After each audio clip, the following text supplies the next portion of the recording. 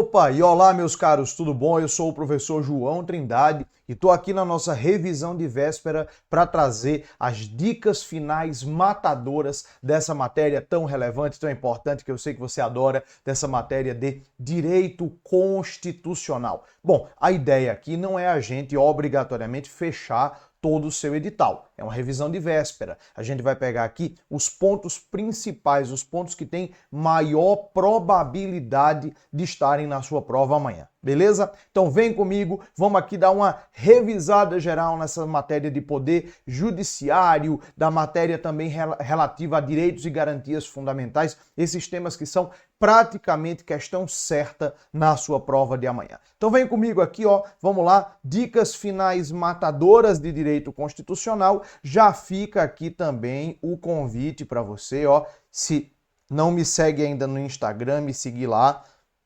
É o @jtrindadeprof e é também o meu canal no Telegram, tá? Basta buscar lá jtrindadeprof. Então vamos lá, pessoal. Olha, uma questão que é certa é a temática relacionada à hierarquia dos tratados internacionais. Isso é um tema que é praticamente certeza que direto ou indiretamente vai estar na sua prova. A gente tem que lembrar que a hierarquia dos tratados, ela vai derivar de dois fatores. Primeiro fator, o tema, o conteúdo, a matéria, ou seja, se é um tratado de direitos humanos ou não. E o segundo aspecto é a forma de aprovação, o modo de aprovação, o rito, o ritual de aprovação. E você tem que ficar atento, porque esses dois elementos têm que ser citados na questão para você poder afirmar qual é a hierarquia desse tratado. Relembrando então, olha só. Se a gente tiver um tratado que é de direitos humanos, requisito de conteúdo, e que foi aprovado pelo rito especial, que é aquele do artigo 5º, parágrafo 3º, esse rito especial, lembre, significam 2 turnos em cada casa do Congresso Nacional, pelo quórum de 3/5 dos seus membros. E isso daqui pode ser citado na sua prova como um tratado de direitos humanos que foi aprovado por rito especial ou que foi aprovado nos termos do parágrafo 3º do artigo 5º, ou ainda que foi aprovado por 2 turnos em cada casa e pelo voto favorável de 3/5 dos seus membros. Então, fica atento que aqui ele pode falar de várias formas diferentes, de várias maneiras diferentes, tá? Mas se a questão te disser de maneira inequívoca que é um tratado de direitos humanos e que foi aprovado pelo rito especial diferenciado 2 turnos e 3/5, você vai poder garantir, assegurar que esse tratado tem força de direitos humanos ou tem força de emenda constitucional. Então você vai dizer lá que esse tratado vai ter hierarquia constitucional, vai ter força de emenda à Constituição. Beleza? Agora, se a questão disser que é um tratado de direitos humanos, mas disser que ele foi aprovado pelo rito comum, o que é esse rito comum? É o tratado passar por um turno em cada casa, por qualquer outro quórum que não seja 3/5, geralmente maioria simples. Se o tratado, então, é de direitos humanos, ele vai ter uma hierarquia maior. Mas se ele não chegou a ser aprovado pelo rito especial, ele não chega a ter a hierarquia máxima. Ele vai subir só um degrau. Então, tratado normal está na hierarquia legal. Tratado de direitos humanos sobe um degrau e vai para a hierarquia supralegal. Tratado de direitos humanos e rito especial sobe 2 degraus e vai para a hierarquia constitucional. Então, moral da história, se a questão te disser que é um tratado de direitos humanos, mas não disser que foi aprovado por rito especial, ou ainda disser explicitamente que ele foi aprovado pelo rito comum, esse tratado terá hierarquia supralegal, ou seja, ele fica acima das leis, ele está acima do nível legal, mas ele não chega a ter o nível constitucional. Então, direitos humanos mais rito especial, força de emenda.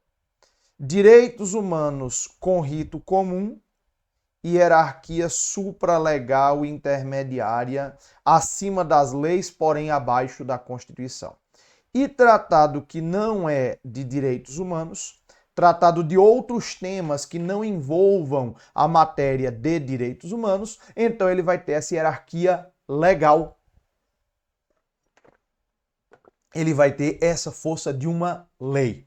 Beleza? Essa temática, gente, da hierarquia dos tratados internacionais de direitos humanos, principalmente, ela é quase certeza de questão na sua prova, direta ou indiretamente. A gente não sabe como a banca vai cobrar, claro, mas assim, pode ser que ela cobre uma questão só sobre isso, ou pode ser que ela bote uma situação, problema, que envolva essa temática da hierarquia dos tratados, mas é sempre um tema relevante. Beleza? Maravilha! Segue o jogo agora. Agora esse daqui é outro tema que é a aposta certa, né? Esse daqui realmente é praticamente probabilidade 100% de estar na sua prova amanhã, a questão dos remédios constitucionais. Sobre os remédios constitucionais, é claro que tem algumas questões da banca sobre a matéria de legitimados, tá? De quem pode provocar. Tem algumas questões, eu vou falar sobre isso também. Mas a temática principal é o objeto. É você saber, para cada doença, qual é o remédio que eu uso. Para cada situação, qual é a ação que eu vou utilizar. Então preste muita atenção aqui, principalmente na questão da gente revisar o objeto, o direito protegido. Cada uma dessas ações protege um determinado direito. Se você souber associar, relembrar essa associação de uma com a outra, é acerto na questão da prova de amanhã, beleza? Então vamos lá, por exemplo, pessoal, o habeas corpus, ele está lá no artigo 5º, inciso 68, e lá está dito que o habeas corpus protege apenas e tão somente a liberdade de locomoção. A liberdade de locomoção que é prevista lá no artigo 5º, inciso 15. Tá? Essa liberdade de locomoção pode ter sido violada, já violada, ou pode ela também estar ameaçada de violação. Então, quer dizer, não precisa obrigatoriamente a liberdade de locomoção já ter sido violada.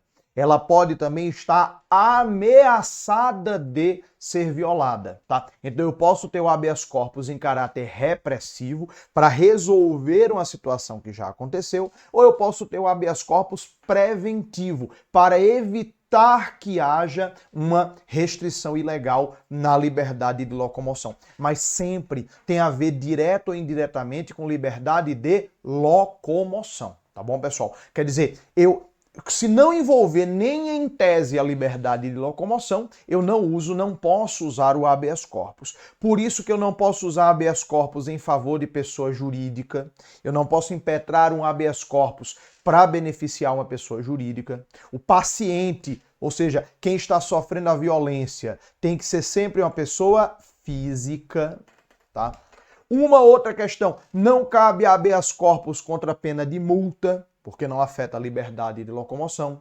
Não cabe habeas corpus contra demissão de servidor público ou perda de patente de militar, porque não envolve liberdade de locomoção. Não cabe habeas corpus se a pessoa já cumpriu a pena privativa de liberdade, quer dizer, se a pessoa já foi solta, eu não vou mais discutir a legalidade ou não daquela pena pela via do habeas corpus, porque o habeas corpus só cabe quando está em jogo ainda a liberdade de locomoção. Claro que o habeas corpus tem uma outra peculiaridade, que é a legitimidade ativa universal. O fato de que ele pode ser veiculado por qualquer pessoa, mesmo sem advogado. Qualquer pessoa, mesmo sem advogado. Ou seja, o habeas corpus é uma ação tão excepcional que ele flexibiliza até mesmo a regra do artigo 133 da Constituição, que diz que o advogado é essencial à administração da justiça. O habeas corpus, gente, ele é uma ação tão fora da curva que ele flexibiliza até a inércia da jurisdição. Sabe aquela regra de que o judiciário só age quando é provocado?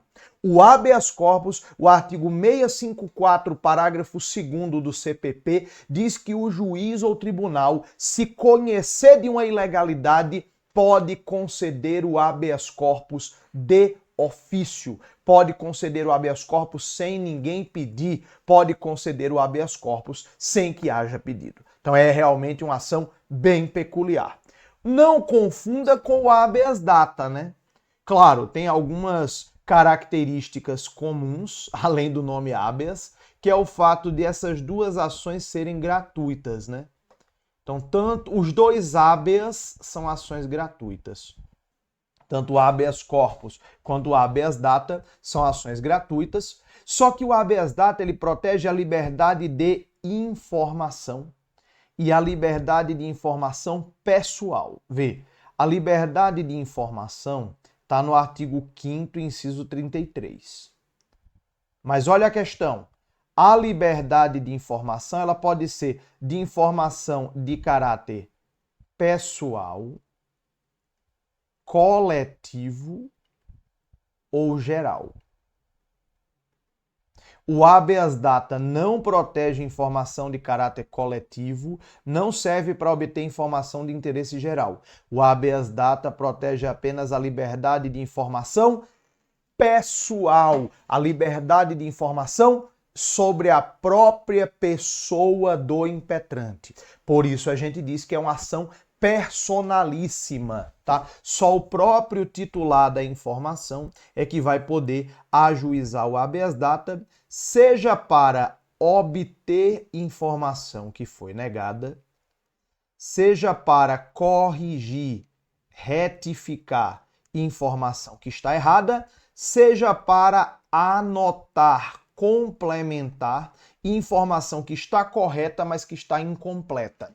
Aliás, toma cuidado, viu? Essa questão aqui, se a banca quiser aprofundar, se o seu examinador tiver acordado e tiver dito hoje é dia de maldade, ele vai cobrar essa terceira finalidade do habeas data, que não está na Constituição, mas está na lei regulamentadora do habeas data. Eu posso, então, me utilizar do habeas data para obter informação que foi negada, retificar, corrigir informação que está errada ou anotar, complementar informação que está correta, porém incompleta, tá? E em relação ao habeas data, lembre que eu preciso provar a negativa na via administrativa. Então eu tenho que provar que tentei obter a informação administrativamente e não consegui.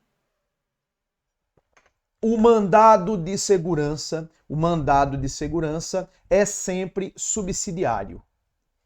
É sempre a nossa última opção dentre os remédios constitucionais. Ele protege direito líquido e certo, ou seja, só comprovável ou comprovável utilizando apenas provas documentais. Então, se depende de testemunho ou de perícia, não é caso de mandado de segurança. O mandado de segurança, a gente diz tecnicamente que ele não admite dilação probatória. Ou seja, não tem espaço para você produzir provas, trazer provas novas. O mandado de segurança é uma ação que exige a comprovação do seu direito de maneira líquida e certa, utilizando apenas provas documentais, desde que não seja caso do cabimento de outro remédio. Então, se é habeas corpus, não cabe mandado de segurança. Se é caso de habeas data, não cabe mandado de segurança. Se é caso de mandado de injunção, não cabe mandado de segurança. Se é caso de ação popular, não cabe mandado de segurança. Lembrando que o mandado de segurança, ele pode ser impetrado individualmente pelo próprio titular do direito ou coletivamente em defesa de um direito de uma categoria por uma daquelas entidades do artigo 5º, inciso 70.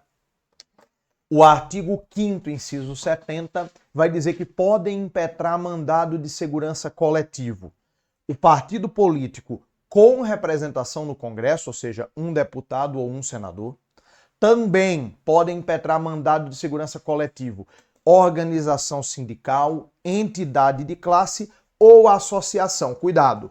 A associação precisa estar legalmente constituída e em funcionamento há pelo menos um ano, tá? Agora, isso é para o mandado de segurança. O outro mandado, que é o de injunção, ele serve para combater a omissão. Ele serve para combater a falta de uma norma regulamentadora. Essa falta pode ser, cuidado, a omissão total, quando não tem lei nenhuma, mas pode também ser a omissão parcial, quando a lei existe, mas ela é insuficiente. Então, se o legislador não fez lei nenhuma para regulamentar aquele direito fundamental, é um caso de omissão total.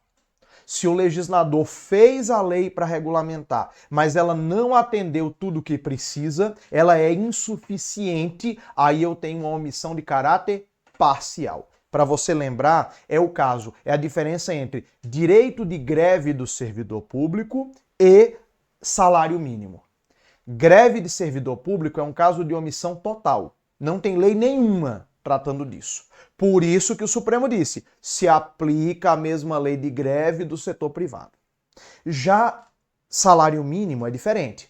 Existe lei que regulamenta o salário mínimo? Existe.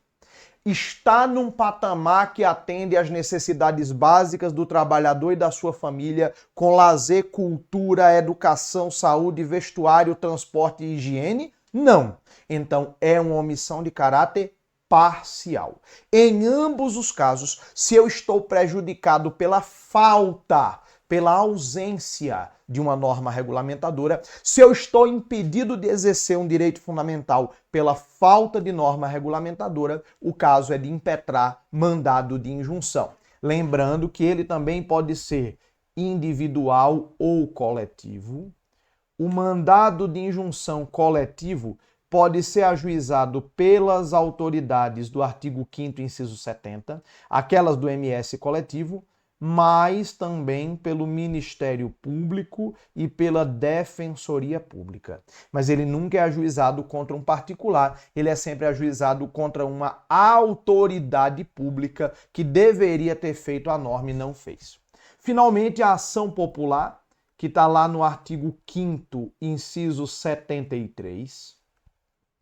A ação popular pode ser ajuizada por qualquer cidadão, ou seja, o brasileiro eleitor, o brasileiro alistado como eleitor, o brasileiro com direitos políticos, não em defesa do patrimônio público ou do patrimônio histórico e cultural ou do meio ambiente ou da moralidade administrativa. Pode ser contra qualquer ou para proteger qualquer desses 4 bens jurídicos aqui. Mas toma cuidado que a ação popular não pode ser ajuizada pelo Ministério Público.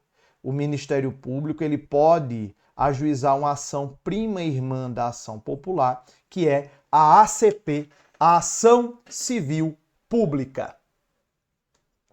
Beleza? Maravilha, então. E aí, pessoal, eu também quero revisar aqui, eu estou apostando muito que vai aparecer na sua prova de amanhã a temática dos direitos sociais, tá? Então, vamos revisar os direitos individuais dos trabalhadores e vamos revisar também os direitos coletivos dos trabalhadores, aqueles que os trabalhadores só têm como exercer coletivamente. Ó, dentro dos direitos individuais, eu recomendo a você dar uma lida boa hoje no artigo 7º da Constituição. Dentro dos direitos individuais dos trabalhadores, a gente tem aqueles que protegem a relação de emprego. Então, direitos para proteger o vínculo empregatício.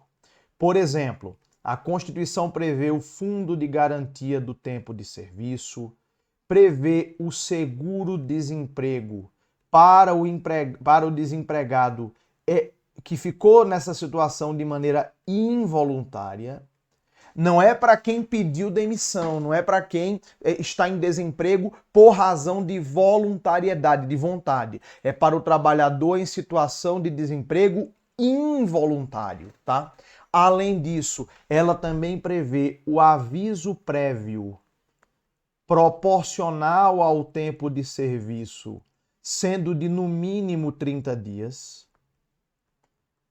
E também, ainda nessa temática da relação de emprego, a Constituição prevê as regras de estabilidade temporária. Lembre que quem é seletista nunca tem estabilidade definitiva igual ao servidor público efetivo. Mas, por exemplo, a empregada gestante, o empregado que é dirigente sindical, o empregado que é membro da CIPA, a Comissão Interna de Prevenção de Acidentes, determinadas categorias de empregados têm uma estabilidade temporária no emprego, tá? E também a gente vai ter aqui outra situação de proteção à relação de emprego, que é a questão da proibição da despedida arbitrária.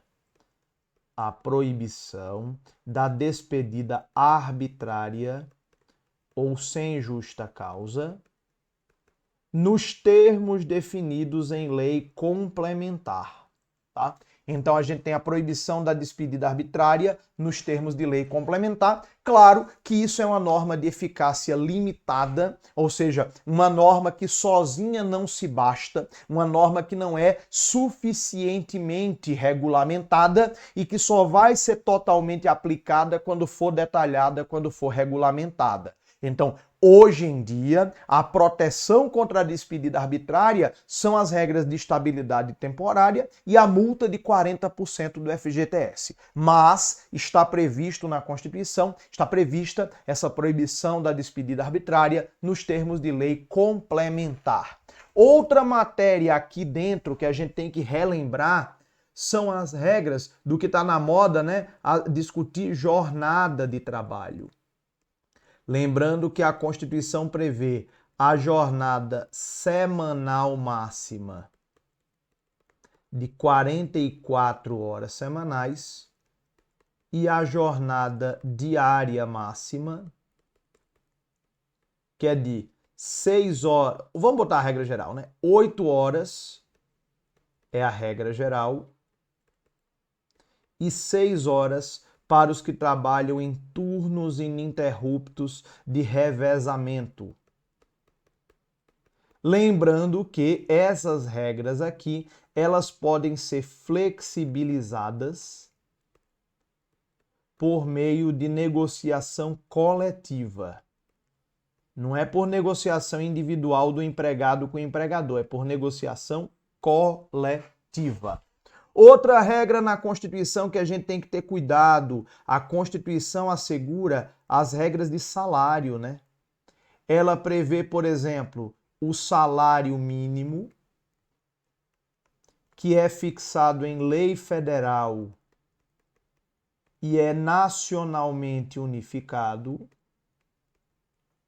A Constituição também prevê o piso salarial das categorias, que pode ser fixado em lei ou negociação coletiva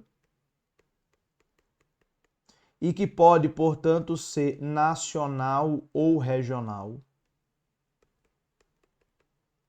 E ainda na matéria de salário, de remuneração, a Constituição também se preocupou em fixar regras de adicionais. Cuidado que a sua banca adora isso daqui, ó. Adicionais, por exemplo, a Constituição vai prever o adicional noturno, adicional de periculosidade, insalubridade e penosidade, adicional de trabalho extraordinário, que é a famosa hora extra, adicional de férias, etc. Desses daqui, a Constituição só coloca uma porcentagem, só coloca a alíquota para esses dois. Adicional de trabalho extraordinário, a hora extra, que vai ser de, no mínimo, 50% a mais do que a hora normal, e o adicional de férias, que é o famoso 1/3, o famoso terço de férias, né? Então toma cuidado que adicional noturno, a Constituição não detalha a porcentagem, a alíquota. Adicional de penosidade, insalubridade e periculosidade é a lei ordinária que vai regulamentar alíquotas, base de incidência, etc. Beleza? E finalmente, pessoal, claro, aqui é uma revisão, é uma panorâmica, né? Mas vale a pena lembrar que a Constituição também tem regras de proteção ao trabalhador. Tem a proteção ao trabalhador que é pessoa com deficiência, tem a proteção ao mercado de trabalho da mulher e tem as situações também específicas sobre o trabalho do menor. Em relação ao trabalho do menor, lembre que a gente tem as faixas etárias lá, né? 14 anos, 16 anos, 18 anos. Então, até os 14 não se pode exercer trabalho. A partir dos 14 se pode exercer só na qualidade de aprendiz. Entre os 16 e os 18 pode exercer trabalho, exceto se for trabalho noturno, perigoso ou insalubre. E aí, a partir dos 18, aí liberou, aí pode exercer qualquer trabalho. Beleza? Maravilha. Em relação aos direitos coletivos dos trabalhadores, toma cuidado porque a Constituição fala, por exemplo, de greve e ela fala também de sindicalização. Isso daqui, inclusive, ele pode fazer uma ponte com a temática de direito administrativo e de administração pública na Constituição, tá? Então, olha só. Por exemplo, a greve, vale a pena lembrar, a greve está lá no artigo 9º, é uma norma de eficácia contida. Isso é a greve de quem é seletista, de quem é regido pela consolidação das leis do trabalho. É diferente da greve dos servidores estatutários, que está lá no artigo 37, inciso 7º, caracterizado como norma de eficácia limitada, ou seja, que só vai produzir todos os seus efeitos depois de regulamentada. Isso daqui é a greve de quem é estatutário, de quem é titular de cargo. Então, em relação a quem é seletista, em relação a quem é regido pela consolidação das leis do trabalho, o direito de greve, a Constituição diz que é assegurado o direito de greve, competindo aos próprios trabalhadores definir o momento de exercício do direito e quais direitos irão por meio dele defender. Então, o momento de fazer greve e os motivos da greve são os próprios trabalhadores que escolhem, apesar de a lei poder restringir a presença, não, mas a lei poder restringir a greve em atividades essenciais. Então, para os trabalhadores seletistas, é uma norma que tem aplicabilidade direta e imediata, produz sozinha todos os efeitos, mas que a lei pode restringir, que a lei pode diminuir. Diferentemente do direito de greve do setor público, direito de greve de quem é estatutário, de quem é titular de cargo efetivo, de quem é titular de cargo. Para os trabalhadores estatutários, o que acontece é que o direito de greve será exercido nos termos e nos limites definidos em lei específica. Finalmente aqui, pessoal, sobre sindicalização, tem alguns princípios aqui que a gente tem que ver. O princípio da liberdade sindical, tanto de que eu me filio ao sindicato se eu quiser, como também que eu sou livre para criar sindicatos independentemente de autorização do poder público. Eu não preciso pedir, cuidado com essa palavrinha, eu não preciso pedir autorização para poder fundar um sindicato. É um ato de registro. Os sindicatos precisam registrar-se no órgão competente, que é o Ministério do Trabalho e Emprego, mas não é registro, é ato vinculado. Se eu chegar cumprindo todos os requisitos, aí nesse caso o Ministério do Trabalho é obrigado a deferir o registro. Então toma cuidado, a criação de sindicatos independe de autorização. Aliás, o exercício de direitos fundamentais em geral não depende de autorização. Tá? A autorização é sempre uma palavrinha perigosa porque significa um ato discricionário que o poder público vai praticar ou não, se quiser. Tá bom? Uma outra coisa aqui é o princípio da unicidade sindical. Quer dizer, deve ter um sindicato representando cada categoria na mesma base territorial. Não pode ter mais de um sindicato da mesma categoria na mesma base territorial, que é pelo menos igual ao município. Então, o princípio da unicidade sindical vigora. Também o princípio da substituição. O sindicato, ele é substituto processual da categoria. Cuidados aqui, ó. O sindicato é substituto processual da categoria. Primeiro, não é só de quem é sindicalizado, é de toda a categoria.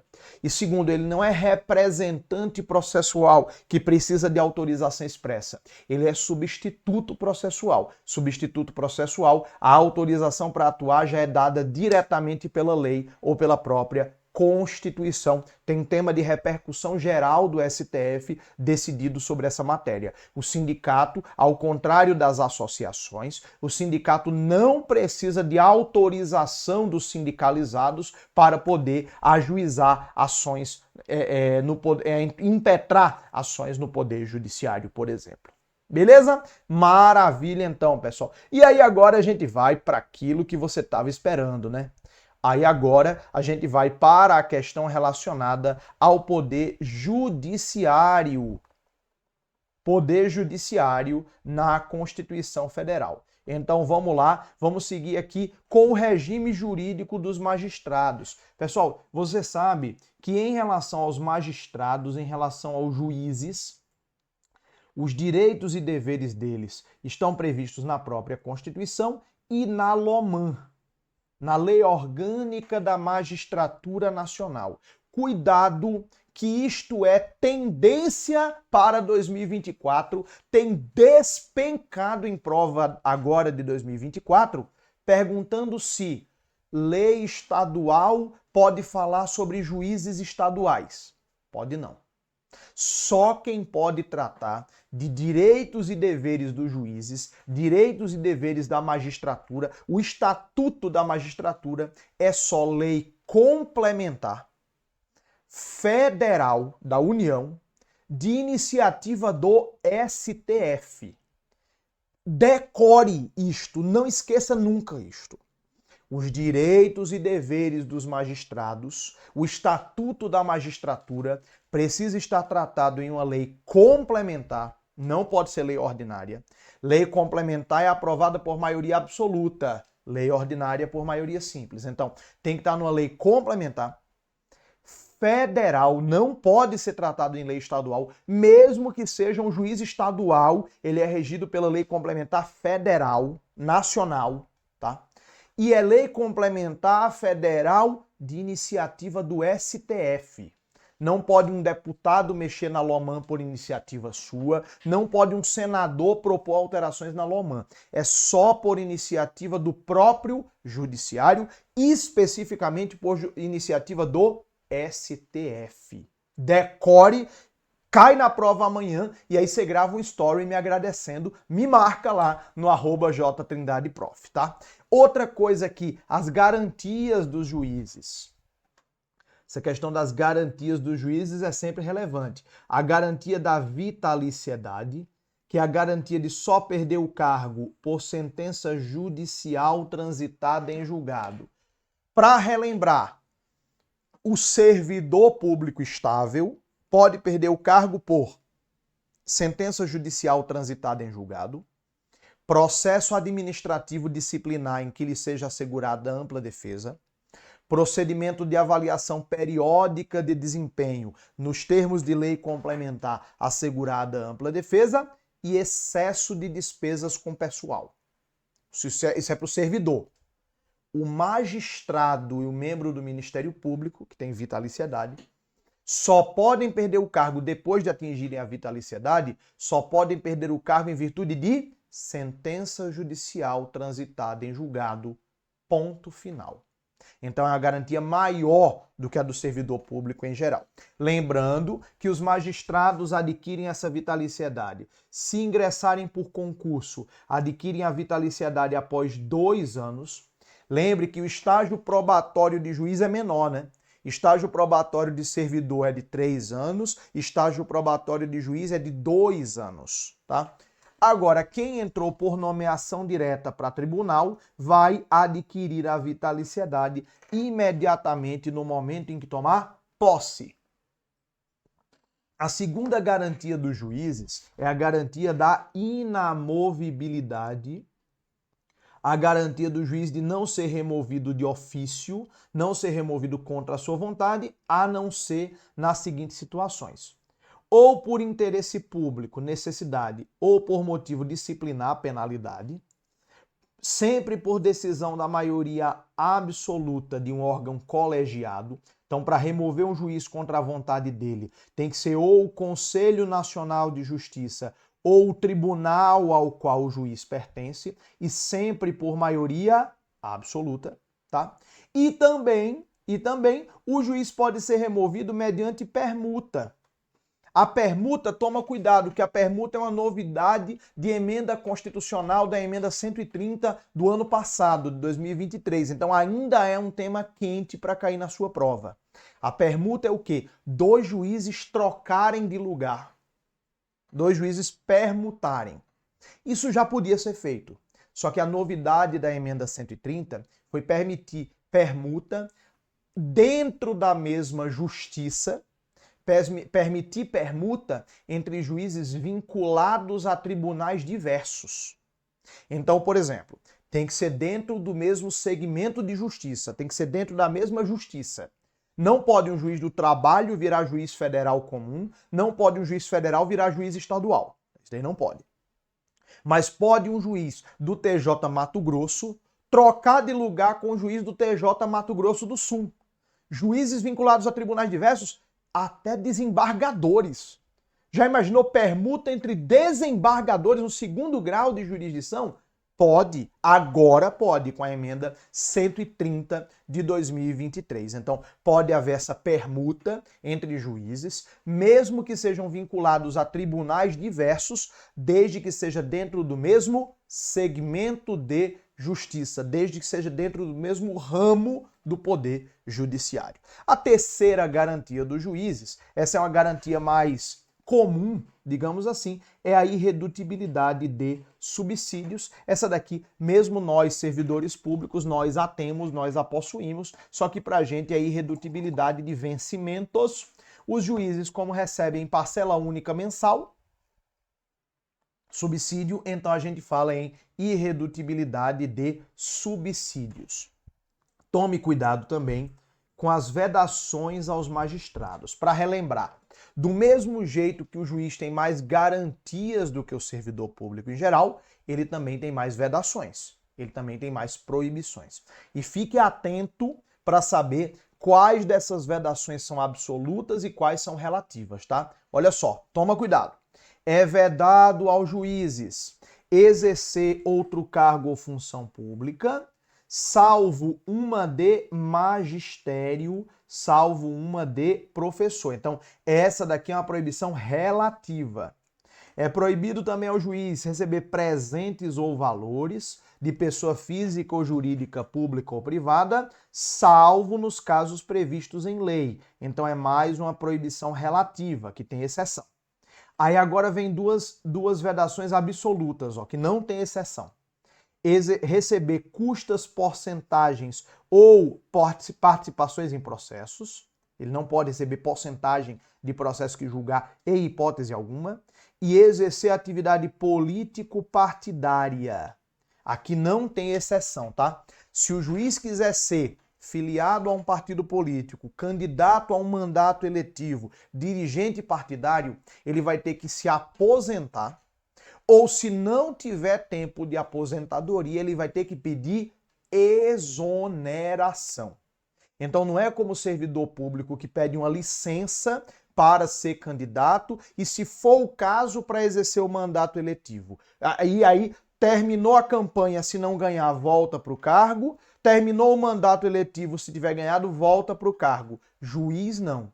Juiz, se quiser ser candidato a um mandato eletivo, ele tem que pedir exoneração. Ele tem que, ou aposentadoria, se já tiver tempo. Lembre, ó, vou bater nessa tecla que alguma coisa tá me dizendo que vai cair na sua prova de amanhã e a minha fonte é quente, que a fonte é vozes da minha cabeça. Então, olha só, em relação ao servidor público, ele se candidata a um mandato eletivo tirando apenas uma licença do cargo. E se for eleito, ele vai ter o afastamento para o mandato eletivo do artigo 38 da Constituição. Anote aí para ler. Artigo 38 da Constituição. O artigo 38, inclusive, fala que se eu sou servidor público e sou eleito para um mandato federal ou estadual, eu me afasto do meu cargo efetivo e vou receber pelo meu mandato eletivo. Então, ganhei para governador. Não vou receber meu cargo efetivo, vou receber como governador. Se for para o mandato de prefeito, aí eu vou me afastar do meu mandato, ou do meu cargo efetivo, eu vou para o meu mandato, mas eu posso escolher se eu ganho como prefeito ou se eu recebo minha remuneração do mandato, do cargo efetivo. Porque cargo de prefeito, muitas vezes, a remuneração é menor do que a do cargo efetivo. E se eu for eleito vereador, aí pode ter o melhor dos mundos. Vereador, se eu tiver compatibilidade de horários, eu acumulo. Por isso que tem algumas câmaras municipais que se reúnem segunda de manhã e sexta à noite, para não ter problema todo mundo que é servidor público poder acumular. Se porventura não houver compatibilidade de horários, eu caio na regra de prefeito. Me afasto do meu cargo efetivo, mas escolho por onde quero receber. Isso tudo é para o servidor. Juiz não tem essa possibilidade, porque o juiz, para ele ser candidato ao mandato eletivo, ele já teve que se aposentar ou já teve que pedir exoneração. Beleza, então? Maravilha. Segue o jogo aqui. Voltando aqui, pessoal, olha só. Outra vedação aqui aplicável aos magistrados diz respeito à questão relacionada à quarentena de saída. O que é essa quarentena de saída?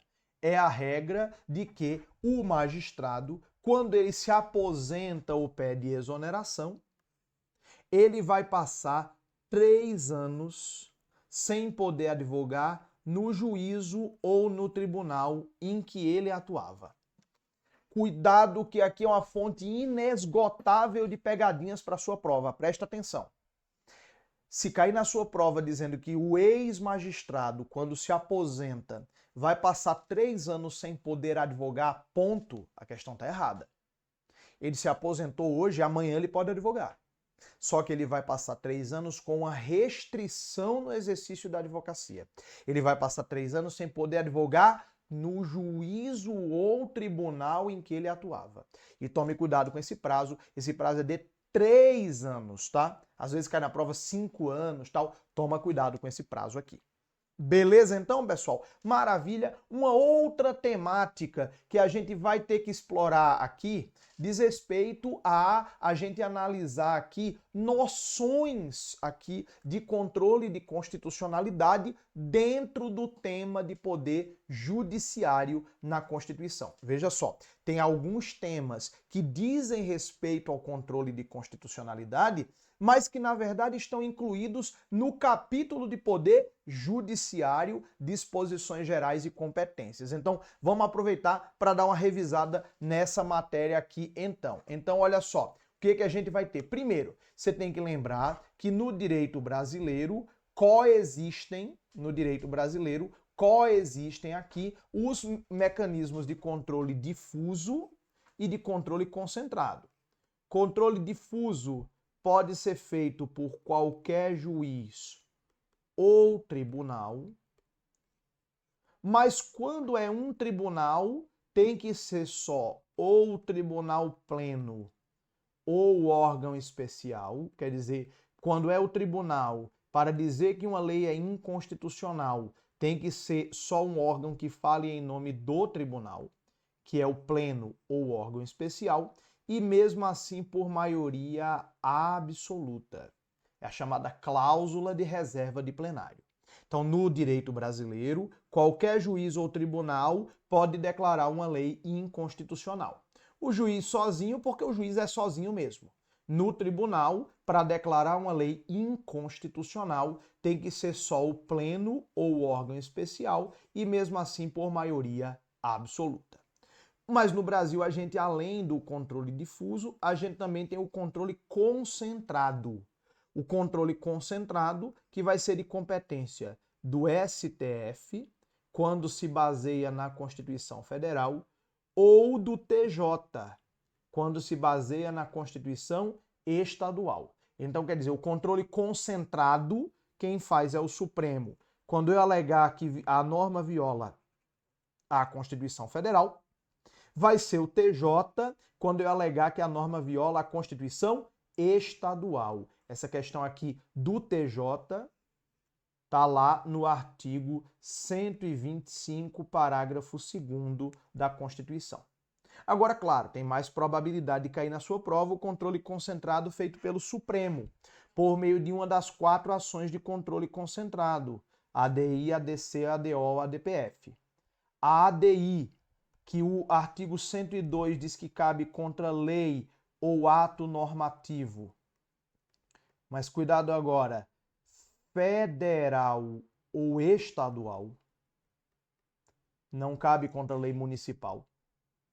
A ADC, que é a ação declaratória de constitucionalidade, a ação para confirmar a constitucionalidade de uma lei ou de um ato normativo, mas somente da esfera federal. A ADC tem essa grande característica, muita chance de aparecer na sua prova, tá? A ADO, que é para a omissão inconstitucional. Essas duas aqui estão lá no 102, inciso 1, a linha A. Essa daqui está lá no 103, parágrafo 2º. E a gente ainda tem a ADPF, sobre a qual a Constituição fala muito pouco, mas que tem o cabimento subsidiário. E em relação aos legitimados, em relação a quem é que pode provocar o STF por meio de uma dessas ações, você encontra isso no rol taxativo lá do artigo 103 da Constituição Federal. O quê? Você ainda não decorou o artigo 103 da Constituição Federal? Ufa, ainda bem que tem essa revisão de véspera aqui para a gente dar uma revisada, hein, pessoal? Recomendo fortemente que você decore, internalize no DNA para replicar para os descendentes o artigo 103 da Constituição. Vamos relembrar? Quem é que pode propor essas ações de controle concentrado aqui direto no Supremo? Primeiro, presidente da República, a mesa do Senado e a mesa da Câmara, mesa de Assembleia Legislativa ou da Câmara Legislativa do DF, governador de estado do DF, procurador-geral da República, o Conselho Federal da OAB, o partido político com representação no Congresso Nacional, que quer dizer um deputado ou um senador, e confederação sindical ou entidade de classe de âmbito nacional. São 9 hipóteses, mas eu recomendo fortemente que você decore, porque tem alta probabilidade de estar na sua prova de amanhã. Beleza? Maravilha, pessoal. Eu também quero trazer para você uma questão relacionada a, vamos dizer assim, uma panorâmica sobre as competências do Poder Judiciário. Claro que aqui é uma revisão de véspera, não dá para a gente esgotar o conteúdo, nem essa a nossa finalidade. Mas lembre o seguinte, ó, o que a gente vai ter aqui? Justiças especializadas. A Justiça do Trabalho. Ela julga só o que tem a ver com matéria trabalhista, tudo que tiver a ver com relação de trabalho, está lá no artigo 114. A Justiça Militar da União tem uma competência altamente específica, uma competência altamente especializada, porque ela só julga crime militar de militar federal, crimes militares federais, então é uma competência altamente específica. E temos aqui a Justiça Eleitoral. A Justiça Eleitoral, tome cuidado com o seguinte: a Justiça Eleitoral, ela tem uma competência especializada, uma competência ratione materiae, ou seja, em razão da matéria, em razão do tema. Ela julga o que tiver a ver com eleição. Não é o pós-eleitoral, não é o exercício do mandato. Ah, um prefeito desviou verba. Não, aí é outra história. Ah, um deputado federal recebeu propina para votar uma medida provisória. Aí é outra história. Mas o que for relativo à eleição, ela julga tanto a matéria civil, não penal, quanto a matéria penal. Então a Justiça Eleitoral, ela julga as ações cíveis como cassação de registro, cassação de mandato, ação de impugnação de mandato eletivo, registro de candidatura, inelegibilidades. É tudo a Justiça Eleitoral quem julga. E ela julga também os crimes eleitorais. Então ela tem uma competência mista, tanto civil quanto criminal. Tem outra coisa. A Justiça Eleitoral, que foi criada em 1932 pelo Código Eleitoral de 32, ela foi criada principalmente para administrar eleições.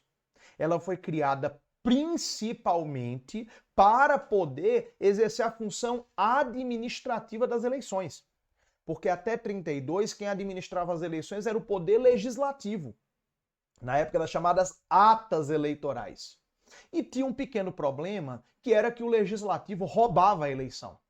Então, após a Revolução de 30, se criou no Código Eleitoral de 1932 a Justiça Eleitoral principalmente para administrar as eleições. Por isso ela tem uma função administrativa executiva. E por isso também é o TSE que regulamenta a legislação eleitoral. Sabe aquela história de que o presidente da República edita decretos e regulamentos para a fiel execução da lei? Que o presidente da República edita decretos regulamentadores da lei? Exceto na matéria eleitoral. Porque quando se trata da matéria eleitoral, não é o presidente da República que vai regulamentar a aplicação da lei eleitoral. Vai ser a Justiça Eleitoral, especificamente o TSE, especificamente por meio de resoluções. Por isso eu coloquei aqui, ó, a Justiça Eleitoral, ela julga causas relativas a eleições, tanto causas cíveis quanto causas criminais. Ela administra as eleições e ela tem também a função de regulamentar a legislação eleitoral por meio de resoluções do TSE, tá bom? E aí a gente tem as justiças comuns, a estadual comum, a federal comum. Dica para você não esquecer, olha só, da decisão de TJ ou TRF. Vou até apagar isso daqui para poder fazer um outro destaque aqui, ó. Da decisão de TJ ou TRF, da decisão de segunda instância da Justiça Comum, decisão de TJ ou TRF, se você entender que ela contraria a Constituição, você vai com recurso extraordinário para o Supremo. Se você entender que ela descumpriu a lei federal, você vai com RESP para o STJ. Então toma cuidado com isso daqui, olha só. Decisão de TJ ou TRF. Se descumpriu a Constituição, recurso extraordinário para o Supremo. Se descumpriu lei federal, é matéria de RESP, recurso especial, para o STJ. Só que toma cuidado com uma coisa aprofundada aqui. Nas justiças especializadas, você tem que passar no Tribunal Superior para só depois ir para o Supremo. Então, por exemplo, na Justiça Eleitoral, da decisão de TRE, o recurso vai para o TSE. Mesmo que seja de tema constitucional, tem que pagar o pedágio no TSE para depois ir para o Supremo. Na Justiça Comum não é assim. na justiça comum, da decisão de segunda instância, da decisão de TJ ou TRF, o recurso é bifurcado. Se for matéria de lei federal, vai para o STJ, RESP. Se for matéria constitucional, já vai para o Supremo sem passar no STJ. É o recurso extraordinário. Toma cuidado que tem uma outra pegadinha aqui, olha só. O recurso extraordinário, eu tenho que provar a repercussão geral das matérias discutidas no caso. Ou seja, eu tenho que provar que aquele caso afeta também outras pessoas. No RESP, não tem o requisito da repercussão geral. No RESP, nós temos o RQF, ou ARQF, a relevância da questão federal. Só que a relevância da questão federal foi criada como norma de eficácia limitada e ainda não foi regulamentada. Ou seja, hoje em dia, se você for interpor um recurso especial para o STJ, você ainda não precisa demonstrar a relevância da questão federal. Você vai precisar demonstrar a relevância da questão federal quando esse tema for regulamentado. Em resumo, eu sei que é muita coisa, de muita matéria que você tem que memorizar, mas calma. Vamos relembrar, vamos trazer para a superfície do cérebro isso daqui. Decisão de TJ ou TRF, Justiça Comum, nas causas em geral. Decisão de TJ ou TRF, se contrariar a Constituição, recurso extraordinário para o Supremo. Se contrariar a lei federal, RESP para o STJ. Beleza? Essa é a parte principal, essa é a parte da qual você não pode se esquecer na sua prova de amanhã. E para a gente finalizar, pessoal, eu trouxe aqui também umas questõezinhas para a gente relembrar sobre funções essenciais à justiça. Quais as principais de caírem na sua prova? Ó, Defensoria Pública.